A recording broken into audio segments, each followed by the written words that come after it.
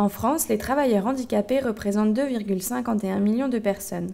Pour favoriser leur emploi, la loi française fixe à tout établissement privé ou public de plus de 20 salariés une obligation d'emploi de travailleurs ayant une RQTH, une reconnaissance de la qualité de travailleur handicapé à hauteur minimale de 6% de leur effectif. Des organismes de contrôle sont mandatés pour vérifier le respect de cette obligation.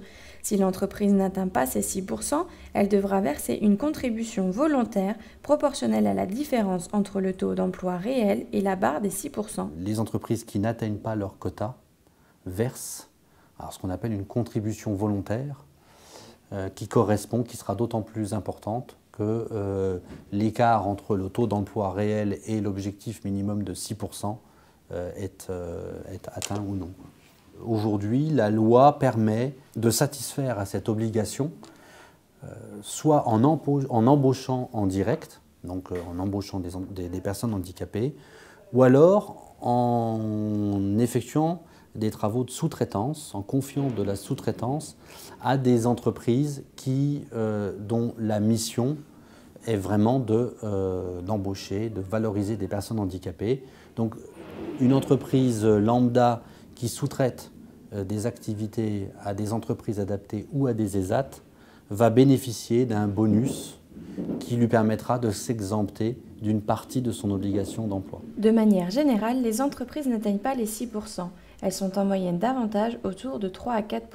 Certaines entreprises pourtant emploient en majorité des travailleurs handicapés. On les appelle les entreprises adaptées et elles sont plus de 700 en France. Une entreprise adaptée, c'est une PME. Une PME qui fonctionne comme n'importe quelle entreprise, avec une contrainte administrative notable, c'est qu'elle doit embaucher au moins 80% dans son effectif de personnes handicapées. Voilà. En contrepartie, la directe, donc le ministère du Travail, verse une subvention qui représente en gros 15 000 € par équivalent temps plein et par an. En échange, cette PME doit contribuer à créer et maintenir l'emploi et elle va bien entendu aussi chercher à mettre la personne handicapée dans une situation où le handicap sera le moins pénalisant possible parce que cette entreprise doit de toute façon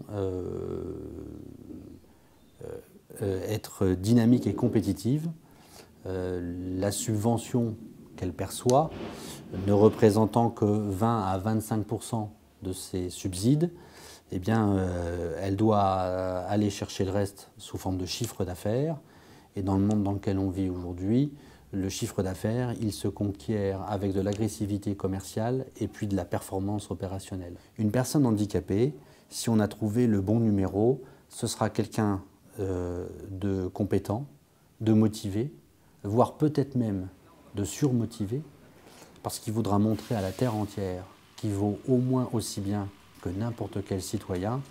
Donc une chose est certaine, c'est que qu'est-ce que le chef d'entreprise aura à gagner en employant une personne handicapée?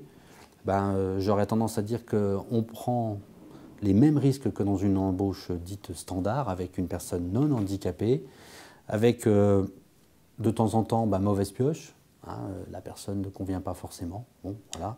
Par contre, quand c'est bonne pioche, je peux vous dire que là, il y a un effet démultiplicateur parce qu'on a généralement effectivement des gens excessivement motivés et qui ont besoin de compenser, de valoriser leur image et qui sont capables de produire un surinvestissement tout à fait exceptionnel. Pour créer une entreprise adaptée, il faut déposer un projet à la Direction régionale des entreprises de la concurrence, de la consommation, du travail et de l'emploi, la Directe.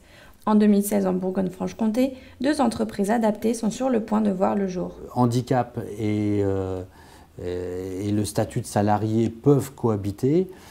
Il y a quand même une majorité de personnes handicapées de toute façon qui sont au travail.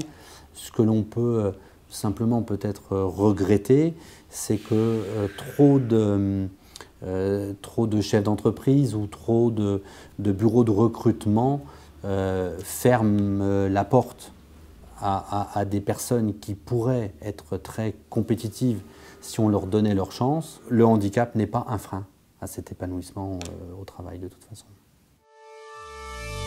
Une réaction? Un témoignage? Commentez ce reportage sur dijonsanté.fr.